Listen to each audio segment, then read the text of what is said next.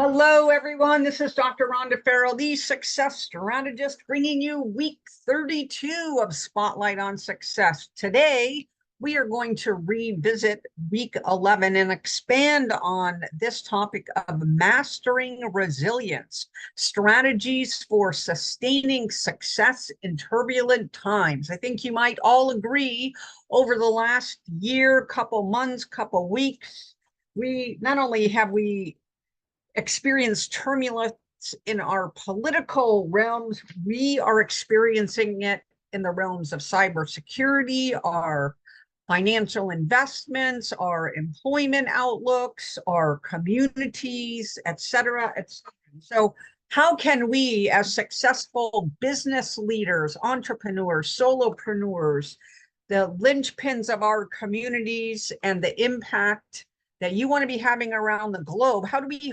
harness these points about mastering resilience to amplify your success during these times? And we have a 5-point discussion today for really ways we can reshape how we think about this. So if we look at issues, challenges, problems with the shoe on the other foot, so to speak, what do they add up to? Opportunity. So we have to shift our mindset. We have to shift the way that we look at that problem or that issue or that challenge to say, where is the gold that I can mine in this, right? And that's really at the heart of resiliency. Resilience is about pivoting. Resilience is about flexibility. Resilience is about really adaptation and springboarding. So our first factor is we're going to talk about embracing change, i.e., whatever is happening, the turbulence that's happening out there in our world in some way, shape, or form, embracing the change with agility. And we're going to look at mechanisms we use to capitalize on the challenge, right? We want to be able to pivot if we need to pivot from a business model perspective, if we need to pivot from a products perspective, if we need to pivot to a services perspective, if we need to alter how the market is evolving, right? There is so much interconnectedness globally that we can just do a essential AI adapted search with regard to where in the world is X, Y, or Z occurring, building, being developed, manufactured, integrated, etc. Or what are the different service models that are being used in X or Y or Z, right? So we want to look at it from a geopolitical standpoint. We want to look at it from an industry standpoint. We want to look at it from a balanced portfolio standpoint. And we want to look at parallel innovations that are going on so that we can harness those, right? We may see that something phenomenal is going on, not on our radar because it's not in our industry or it's not in the people or process or technology segment that we're used to looking, but a little AI enabled search is going to be able to find it and pick it up and say, hey, now you know that you can potentially build, create, design, field something that's applicable to your business, how you serve your clients, how you serve your customers, how you serve the world, if that's through thought leadership or a tangible product in whatever form, if it's manufactured or it's digital, right? We want the thoughts and innovation. We want the processes as well as the tangible form of the thing that you're creating and fielding. What do we have to be looking at? What's the actions we have to take in this embracing change with agility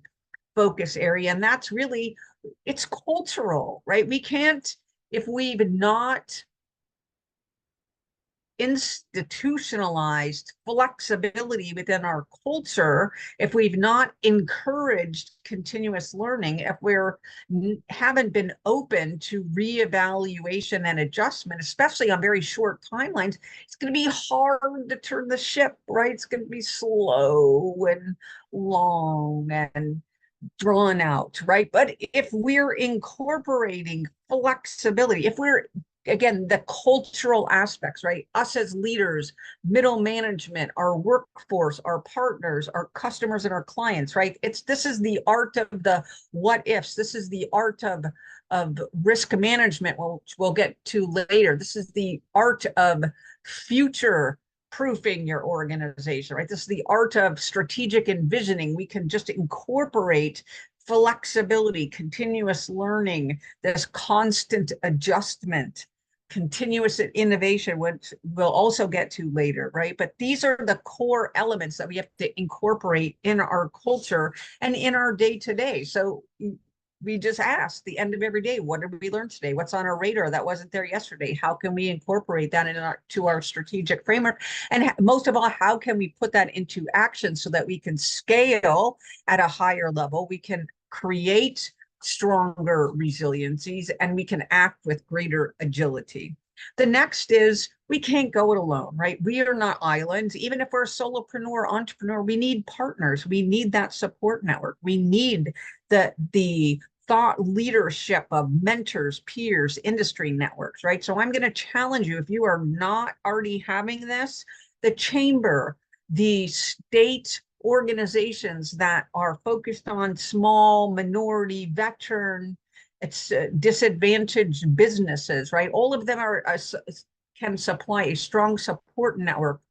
Not only from a mentorship and peers, but really, where is the opportunity space? What is nascent? What is on the horizon that you can really strategically insert for? Who is the linchpin that has the dollars from an acquisition and a procurement? Who can you talk to about how you can position yourself to get into that pipeline and capitalize on opportunities as they're arising, before or as they're arising, so you're not late to the game, right? So we want to understand, how do we create the surround sound for ourselves and our business that gives us access to mentors, peers, and industry networks that are operating above what we're operating, right? We want to get better. We want to go for excellence. We want to go for optimization. We want to go for the home run. Yes.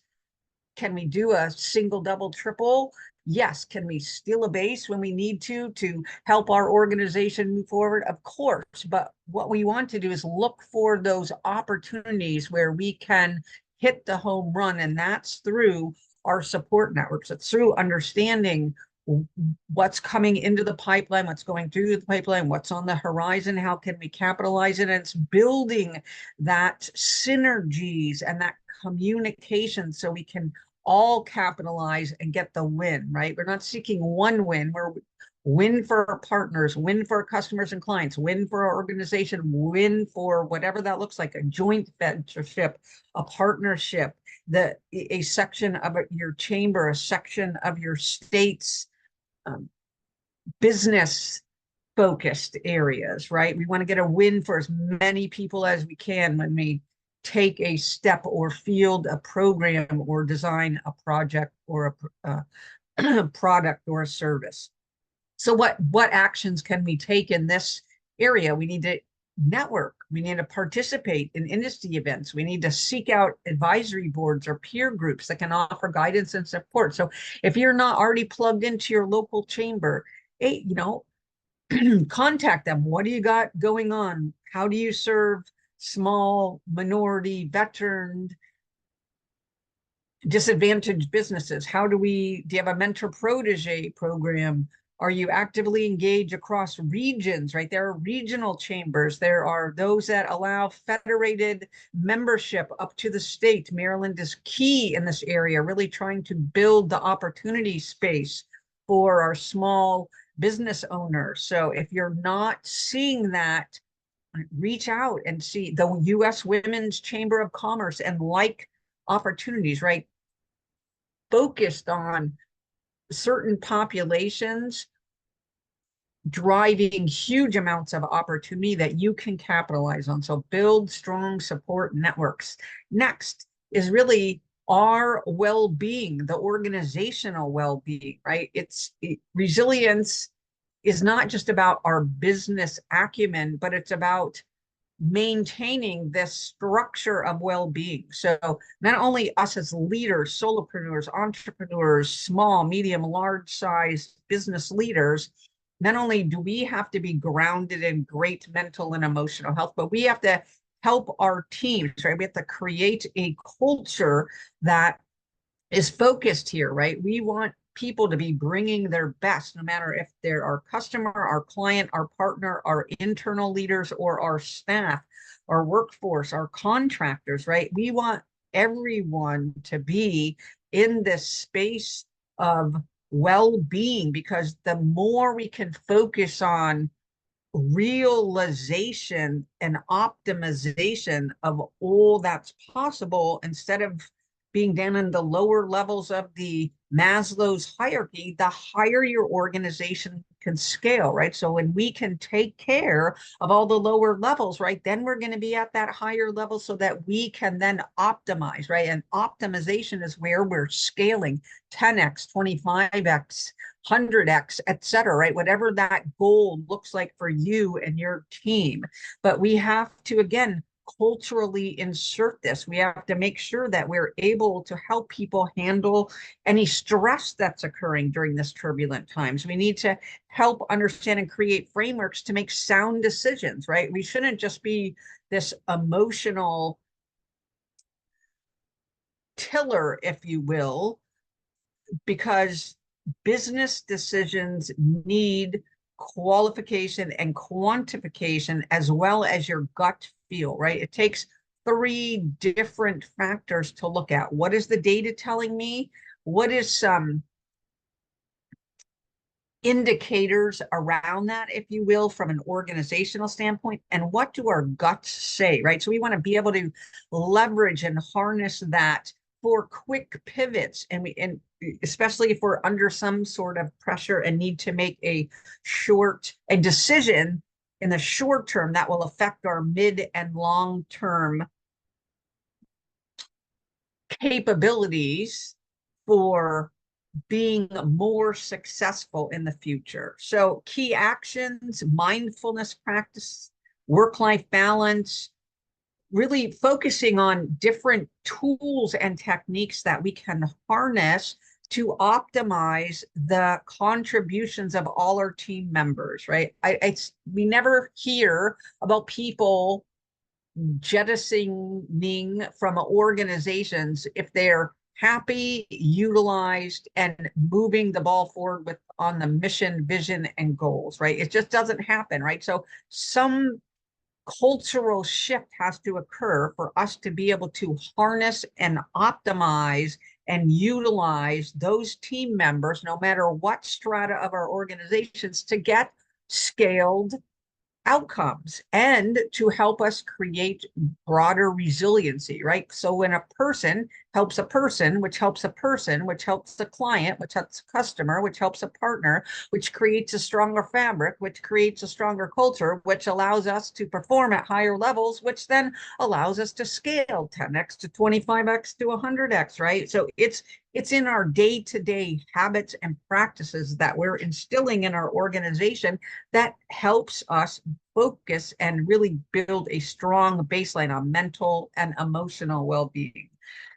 I think the next one is developing a robust risk management strategy, right? And all the things, if we don't have ability to change with agility, hey, that's a risk. If we don't have a strong support network built up, that's a risk. If we don't have mental and emotional well-being for ourselves, our organizations, for our workforce, our leaders, for in our surround sound, that's a risk, right? So we have to get great at anticipating potential risk and having contingency plans, especially in this area of resiliency. Risk management, risk assessment is key, because it's going to allow us to pivot. It's going to allow us to diversify. It's going to allow us to establish emergency response plans. It's going to allow us to mitigate potential disruptions, right? So this risk management, risk assessment, risk remediation life cycle is key, because it forces us to think about what if scenarios. It forces us to understand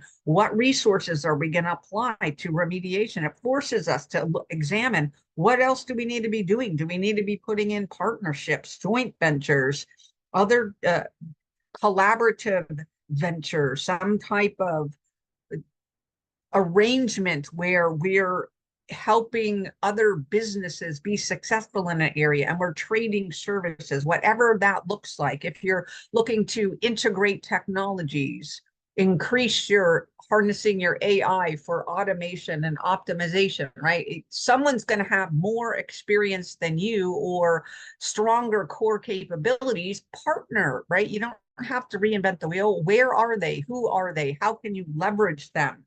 Right? The Dan Sullivan, Who Not How, fantastic book, right? Because it forces us to say, we as an organization, as a leader, do not have to do it all. Who, which organization, which person is the person with the right core competencies, the right skills, that has availability or that has the desire to help us move forward in this mastering resilience area, whatever that looks like, product, service, business model, maturation across, right? We have to decide using our risk management framework and our life cycle what matters most at this point in time to help us reduce the impact of any turbulent crisis that occurs. So again, key actions, assessments, diversification, continuity planning, etc. Right? We want to get great at what if scenarios. We want to put in place and plug in the right risk remediation, and we want this to be an ongoing, evolving action because our risks are going to change, and therefore our resiliency strategies needs to change to help make sure we can pivot successfully. And last but not least is fostering innovation and continuous improvement. And really, this is about, again, the culture. It's a mindset. It's something that's learnable. If you as a solopreneur and entrepreneur, are you challenging yourself every day? How can I think about this differently? How can I improve my organization? What am I great at? What's our core competencies? But then where do I have an opportunity to improve? Are you keeping and maintaining your staff, whatever form that takes? Are you keeping and maintaining your customers and clients in whatever form that takes? Are you constantly focusing on expansion through joint ventures and partnerships and referral networks, et cetera? What else do you need to be doing, right? Where are you great at? Where are you excellent at? Where are you optimizing at? And where do you have areas to learn? And where do you want to be focusing on, right? To scale this mindset, this cultural aspect is key, because if we're not challenging our people and we're not challenging the veracity of our processes and we're not moving towards optimization through that integration of technology, process, and people, then we're not enabling ourselves to scale and be as successful as we can, right? So every day, what can I be doing in the people bucket? What can I be doing in the process bucket? What can I be doing in the technology bucket? Am I harnessing you don't have to be bleeding edge, but maybe leading edge, right? Or what's really nascent and being promulgated to the masses that you feel has been baked to a point where you were comfortable making that risk decision to implement it, right? So that cultural shift is really going to help us turn challenge into opportunities. It's going to help us grow. It's going to help us remain competitive. And what do we need to do? Again, it's culture and mindset, creative thinking, investing in research and development, open to experimentation, new ideas and technology. This is not new, folks. This is, 100 years and centuries in the making, right? So it's just how we're actualizing it in the here and now that is the decade of the 2020s, right? And if we look forward into what's going to be new and nascent in 2030, 2040, 2050, then it helps us craft a very strong, resilient plan going forward, because we already have forward-looking indicators of all of those, right? The technologies, the governance, the geopolitical, other things, right? And so if we can be looking forward and then reverse engineering backwards into our organization across the spectrum, that's when we're going to be able to scale, because we will be ahead of the curve, not behind the opportunity curve. So again, actions is just implementation, tools and techniques. If you like freeware, it's out there. If you like to go with something that's paid because you think you get more value and ROI, go there.